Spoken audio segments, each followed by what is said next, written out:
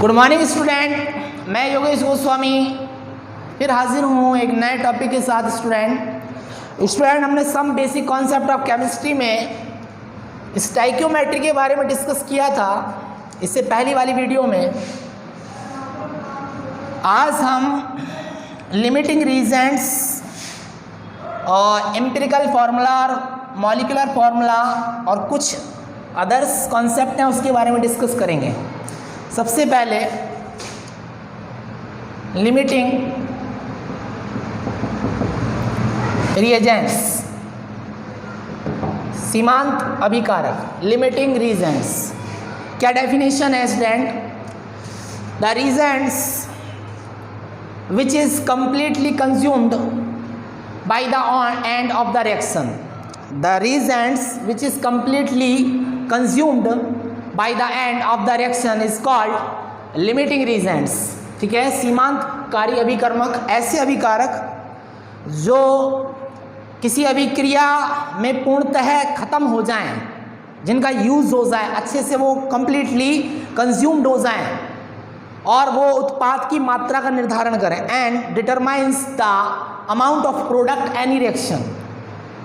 ऐसे Regents limiting Regents कहलाते हैं जो अभिक्रिया के पूर्ण होने पर, अभिक्रिया के चलने पर कंप्लीटली कंज्यूम्ड हो जाएं, यूज्ड हो जाएं और जिनकी मात्रा पर प्रोडक्ट की जो मात्रा है वो डिपेंड कर रही है। यानी कि प्रोडक्ट जो है, प्रोडक्ट के का जो बनना है वो उस पर डिपेंड कर रहा है, रीजेंट्स पर, लिमिटिंग रीजेंट्स, उसे कहते हैं लिमिटिंग रीजेंट। जैसे N2 का 1 मोल है और हमने हाइड्रोजन के लिए 4 मोल लिए हमने हाइड्रोजन, लेकिन इस रिएक्शन में हाइड्रोजन के 3 मोल क्रिया करते हैं नाइट्रोजन से और अमोनिया के 2 मोल बनते हैं। तो इसमें पहले कौन खपेगा, पहले कंप्लीटली यूज्ड कौन होगा, कंज्यूम्ड कौन होगा?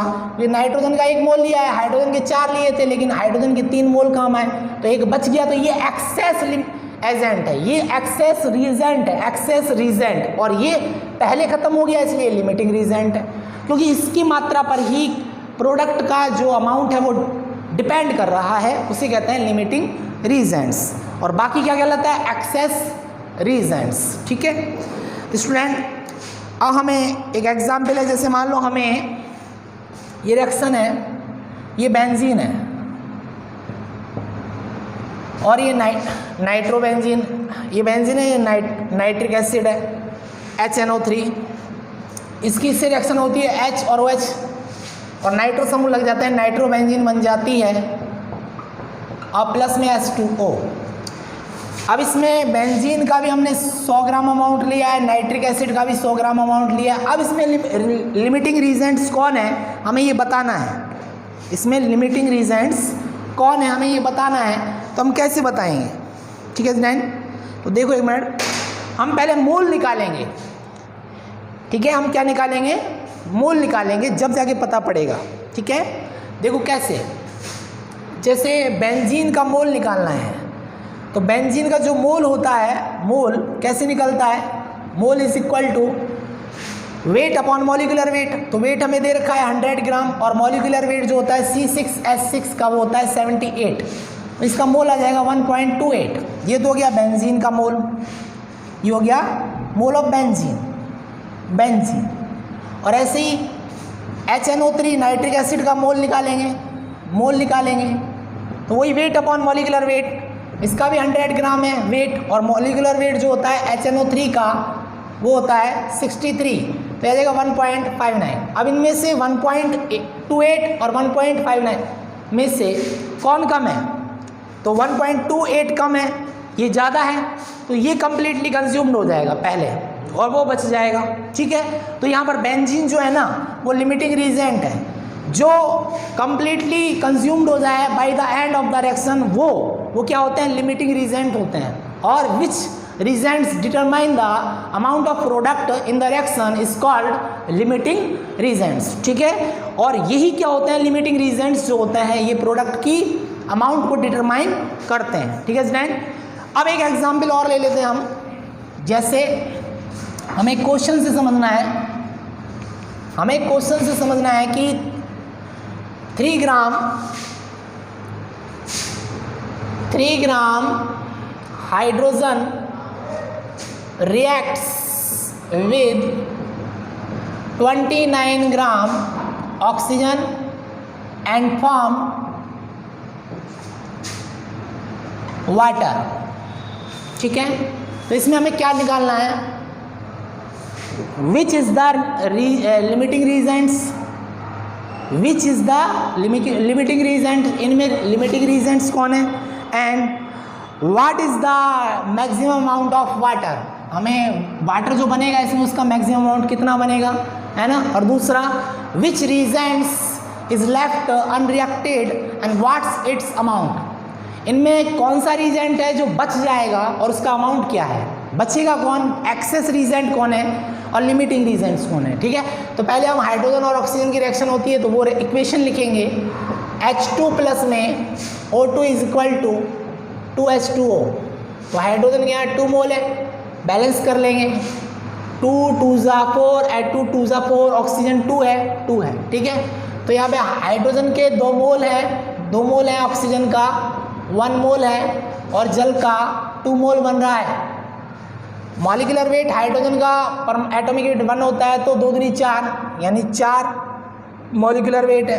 ऑक्सीजन का कितना है, 16 दूनी 32, 32 ग्राम, 4 ग्राम, और हाइड्रोजन का 2, ऑक्सीजन का 16, 2 प्लस में 16, 18 2 ज़ा 36 ग्राम H2, यानी इसके 4 ग्राम इसके 32 ग्राम से रिएक्ट करते हैं और 36 ग्राम H2O बनाते हैं। तो हम अकॉर्डिंग टू स्टाइकियोमेट्रिक चलेंगे, हमें बताना है लिमिटिंग रीजेंट्स कौन है। तो since 4 gram hydrogen reacts with oxygen के कितने ग्राम से कर रहा है, 32 gram oxygen, therefore 1 gram hydrogen will react with 32 divided by 4 gram oxygen. इसलिए हमें क्वेश्चन में कितना दे रखा है, 3 ग्राम हाइड्रोजन कितने से रिएक्शन करेगा ऑक्सीजन के, 32 डिवाइडेड बाई 4 मल्टीप्लाइड बाई 3, तो 4 1 ज़ा 4, 4 8 ज़ा 32, 8 3 ज़ा 24 ग्राम, यानी कि यूज़ कितना हो रहा है ऑक्सीजन का, 24 ग्राम, लेकिन कितना दे रखा है, 29 ग्राम दे रखा है। तो बचेगा कौन ऑक्सीजन, और खपेगा कौन, हाइड्रोजन, क्योंकि हाइड्रोजन और ऑक्सीजन ही तो हैं, तो हाइड्रोजन पहले खप जाएगा, इसलिए हाइड्रोजन क्या है, लिमिटिंग रीजेंट है। हाइड्रोजन इज लिमिटिंग रीएजेंट्स, ठीक है, और oxygen is the excess reagent, जो बच जाए, ठीक है, जो बच जाए। अब यहाँ पर मैक्सिमम अमाउंट ऑफ वाटर निकालना है, maximum amount of water, what is the maximum amount of water, वही स्टाइकियोमेट्री से 4 gram hydrogen react with 4 gram hydrogen gives, कितना दे रहा है, जल कितना दे रहा है, 36 ग्राम वाटर, देयरफॉर 1 ग्राम कितना देगा, 36 डिवाइडेड बाई 4, और हमें क्वेश्चन में कितना दे रखा है, हाइड्रोजन 3 ग्राम, तो 3 gram will gives 36 divided by 4 multiplied by 3, ये आ जाएगा 4 1 ज़ा 4, 4 9 ज़ा 36, और 9 3 ज़ा ये हो जाएगा 27, 90 9 तिया 27 ग्राम, ठीक है, 4 एकम 4 और 4 नम 36, तो 9 तिया 27 ग्राम हमें जल मिलेगा, कितना मिलेगा, 27 ग्राम जल मिलेगा, ठीक है। और ऑक्सीजन का which reagents is left unreacted and what's its the amount, oxygen का 29 ग्राम दे रखा था और 24 ग्राम हमने बता दिया रिएक्शन करेगा, तो बचेगा कितना, अनरिएक्टेड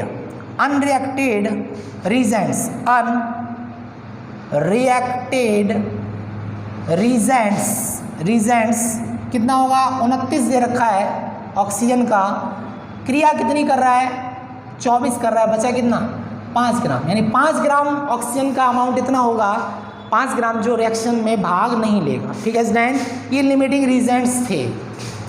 हम बात करते हैं empirical formula, molecular formula and calculate the molecular formula by the help of empirical formula. या हम इससे पहले हम परसेंटेज कंपोजिशन के बारे में डिस्कस करेंगे। Percentage composition, percentage composition, percentage composition. ठीक है स्टूडेंट, परसेंटेज कंपोजिशन क्या होता है?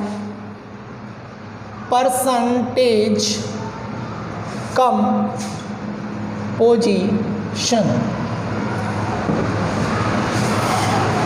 the amount of element in gram which are present 100 gram of compound is called percentage composition। यानी किसी पदार्थ के 100 ग्राम में तत्व का कितना मात्रा है, कितना अमाउंट है, उसे हम परसेंटेज कंपोजिशन कहते हैं। The amount of element in gram present which are present in 100 gram of compound is called percentage composition। ठीक है, जैसे मैथेन है, कैसे निकालते हैं? जैसे मैथेन में कार्बन का परसेंट। ठीक है, what is the percentage composition of carbon and hydrogen in the compound of 1 molecule of methane. ठीक है, हमें निकालना है। तो हाइड्रोजन का परसेंटेज निकालना है, पहले कार्बन का निकालना है और फिर निकालना है हाइड्रोजन का परसेंटेज कंपोजिशन। तो मोलर फॉर्मूला है molar mass of hydrogen and molar mass of methane multiplied by 100। ऐसे हाइड्रोजन का, कार्बन तो निकालना है। जैसे इसमें कार्बन का मोलर मास कितना है? एटॉमिक मास 12 और मैथेन का कितना है? 12 और 4 16। हाइड्रोजन का एटॉमिक मास 1 तो 4 का 4 16 डिवाइड मल्टीप्लाइड बाय 100। तो यह आ जाएगा 4 4 = 16, 4 3 = 12, 4 1 = 4, 4 25 = 100। तो यह आएगा 75% कार्बन परसेंटेज अमाउंट। ठीक है, ऐसे हाइड्रोजन का मोलर मास ऑफ हाइड्रोजन का मोलर मास कितना है यहाँ पर? 4 and molecular mass of methane 16 multiplied by 100।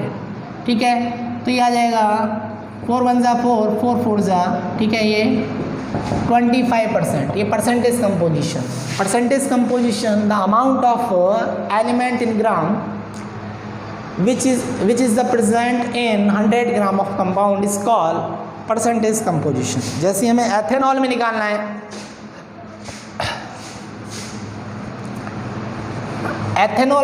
है, C2H5OH कार्बन का परसेंटेज निकालना है। तो मोलर मास ऑफ कार्बन कितना है यहाँ पर? 12, 12 2 = 24 और इसका एथेनॉल का मॉलिक्यूलर मास 12, कार्बन का एटॉमिक मास 12 12 दूनी 24, हाइड्रोजन 5 और 1 6, ऑक्सीजन का 16। तो ये टोटल आ जाएगा 46। ये मॉलिक्यूलर मास है ऑफ 1 मॉलिक्यूल ऑफ एथेनॉल। तो ये हो जाएगा molar mass of ethanol 46 divided multiplied by 100। ये आएगा 52 पॉइंट समथिंग। यानी एथिल अल्कोहल में कार्बन का परसेंटेज है 52 पॉइंट समथिंग। ऐसे ही हाइड्रोजन का percentage, molar mass of hydrogen 5 और 1 6। एक एटम का एक होता है एटॉमिक मास, तो 6 का 6। मोलर मास ऑफ एथेनॉल 46 का मल्टीप्लाइड बाय 100। तो ये आ जाएगा लगभग 13.42 समथिंग %। ठीक है, ऐसे ही ऑक्सीजन परसेंटेज निकालना है। मोलर मास ऑफ ऑक्सीजन 16 होता है atomic mass. Molar mass of ethyl alcohol 46 multiplied by 100। ये आ जाएगा लगभग 34.78। इन तीनों का टोटल करोगे 100 आना चाहिए। ठीक है, समथिंग बताया। तो इस प्रकार से परसेंटेज कंपोजिशन कैलकुलेट करते हैं। ठीक है स्टूडेंट, अब उसके बाद हम बात करते हैं empirical formula molecular formula and by the help of empirical formula calculate the molecular formula. ठीक है,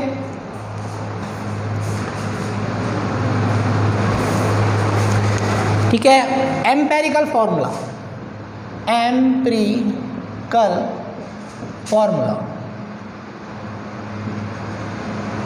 the formula which gives the wall number ratio of every element which are present one molecule of compound.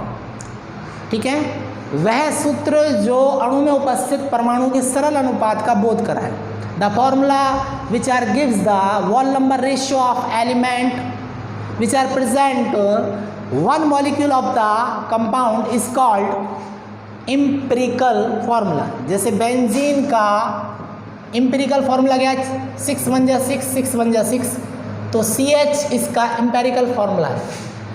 ठीक है, जैसे glucose C6H12O6 इसका empirical formula 6 1 जा 6 6 2 जा 12 6 1 जा 6, तो CH2O इसका empirical formula है. तो सरल अनुपात का बोध करा है, सिंपल वॉल नंबर रेशियो. ठीक है स्टूडेंट, उसे कहते हैं एम्पिरिकल फॉर्मूला. ठीक है, और मॉलिक्यूलर फॉर्मूला क्या है, molecular formula, the formula which gives the actual number of atoms of element which are present one molecule of the compound. The formula which gives the actual number of atoms of element which are present in one molecule of compound is called molecular formula. वह सूत्र जो अणु में उपस्थित परमाणु के वास्तविक संख्या का बोध करा है. ये तो सरल अनुपात का बोध करा रहा है, वास्तविक संख्या. जैसे बेंजीन की वास्तविक सूत्र क्या है, C6H6. ग्लूकोज का क्या है, C6H12O6. तो ये मॉलिक्यूलर फॉर्मूला है. ठीक है, और मॉलिक्यूलर फॉर्मूला जो होता है, मॉलिक्यूलर वेट जो होता है, ये होता है n into empirical weight. Empirical weight यानी कि अणुभार जो होता है वो n गुना होता है मूलानुपाती सूत्र भार का. मूलानुपाती सूत्र भार का n गुना होता है अणुभार. अणुभार बराबर n गुना में मूलानुपाती सूत्र भार. या n इंटीजर है, इसका मान 1 2 3 कुछ भी हो सकता है, और n होता है molecular wait.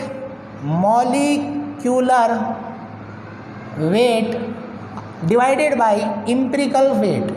Empirical weight, empirical weight. ठीक है, हम इसको कैलकुलेशन करेंगे. Molecular weight is equal to n into empirical weight, या n is equal to molecular weight divided by empirical weight. ठीक है, अब इसको हम जैसे मान लो एक क्वेश्चन से समझते हैं. जैसे हमें क्वेश्चन दे रखा है, the chemical analysis of organic compound which reveals that it contains carbon, hydrogen and oxygen. The percentage of carbon 40 and hydrogen 6.667% और ऑक्सीजन 53.33. एक कार्बनिक यौगिक का रासायनिक विश्लेषण किया, उसमें 40% कार्बन था, हाइड्रोजन 6.667%, 6.667% ऑक्सीजन 53.33% है. टोटल मिलाएंगे तो 100% हो जाएगा. तो हमें इसका मॉलिक्यूलर वेट भी दे रखा है. मॉलिक्यूलर वेट दे रखा है इस कार्बनिक यौगिक का 180. तो हमें क्या निकालना है, इसका मॉलिक्यूलर फॉर्मूला निकालना है. हमें क्या निकालना है, इसका मॉलिक्यूलर वेट दे रखा है तो मॉलिक्यूलर फॉर्मूला निकालना है. तो मॉलिक्यूलर फॉर्मूला निकालने के लिए हमें पहले एम्पिरिकल फॉर्मूला कैलकुलेट करना पड़ेगा. पहले एम्पिरिकल फॉर्मूला, तो सबसे पहले हम एक टेबल बनाएंगे. टेबल में यहाँ एलिमेंट्स हैं. एलिमेंट्स कौन कौन से हैं, carbon, second is hydrogen and third is oxygen. इनका एटॉमिक वेट दे रखा है. एटॉमिक वेट हमारे पास है, कार्बन का एटॉमिक वेट 12, हाइड्रोजन का 1, ऑक्सीजन का 16. ठीक है, अब हम क्या करेंगे, इसका परसेंटेज कंपोजिशन दे रखा है. परसेंटेज कंपोजिशन दे रखा है, कार्बन का है 40%, हाइड्रोजन का 6.67 और ऑक्सीजन का है 53.33। अब इसका हमको मोल्स ऑफ एटम्स निकालने या रिलेटिव नंबर्स निकालने हैं। Relative number of atoms, relative number of atoms फिर निकालेंगे सिंपल नंबर या सिंपलेस्ट नंबर ऑफ एटम्स। फिर इसका इम्पिरिकल फॉर्मूला आएगा जो सरल अनुपात का बोध करें। इसका रिलेटिव नंबर ऑफ एटम्स निकालें या मोल्स ऑफ एटम निकालें। रिलेटिव नंबर्स ऑफ एटम्स निकालने का तरीका क्या है, एटॉमिक वेट में परसेंटेज कंपोजिशन का भाग दे दो, 12 divided by 40, 1 divided by 6.67 and 16 divided by 53.33। तो ये आ जाएगा 3.33, ये आ जाएगा परसेंटेज कंपोजिशन। उल्टा कर दिया हमने। परसेंटेज कंपोजिशन में हम एटॉमिक वेट का भाग देंगे, 40 divided by 12, 6.67 divided by 1 and 53.33 divided by 16। इसमें देंगे तो ये रिलेटिव नंबर ऑफ एटम्स निकालेंगे। रिलेटिव नंबर्स ऑफ एटम ये आ जाएगा 3.33, ये आ जाएगा 6.67 को हम 6 मान लेते हैं और ये आ जाएगा 3.33। ठीक है, ये मोल्स ऑफ एटम्स आ गए या रिलेटिव नंबर ऑफ एटम आ गए। अब हम सिंपलेस्ट या सिंपल वॉल नंबर रेशियो निकालना है या सिंपलेस्ट नंबर ऑफ एटम निकालना है। ठीक है, वो निकालेंगे तो सबसे छोटे में सबका भाग दे देंगे। सबसे छोटा कौन है, relative number of atoms. Relative number of atoms which value have least digit which has least digit and divided by the relative numbers divided by least value digit। जो सबसे छोटा डिजिट रखेगा उसको सबसे डिवाइड करेंगे। ठीक है, इन सब में छोटा फिगर कौन सा है, 3.33। तो हम 3 क्योंकि सिंपलेस्ट नंबर निकालना है तो 3.33 डिवाइडेड बाई 3.33। इनमें सबसे छोटा तो यही है ना, इन तीनों में 3.33। तो सब में 3.33 का को से डिवाइड करेंगे उसको, तो 6.66 डिवाइडेड बाई 3.33, 3.33 डिवाइडेड बाई 3.33। तो ये आ जाएगा 1, ये आ जाएगा 2, ये आ जाएगा 1। तो ये आ गया सिंपलेस्ट नंबर ऑफ एटम। यानी कि कार्बन कितना है, कार्बन है 1, हाइड्रोजन है 2 और ऑक्सीजन है 1। Carbon 1, hydrogen 2, oxygen 1। तो ये आ गया इम्पिरिकल फॉर्मूला आ गया।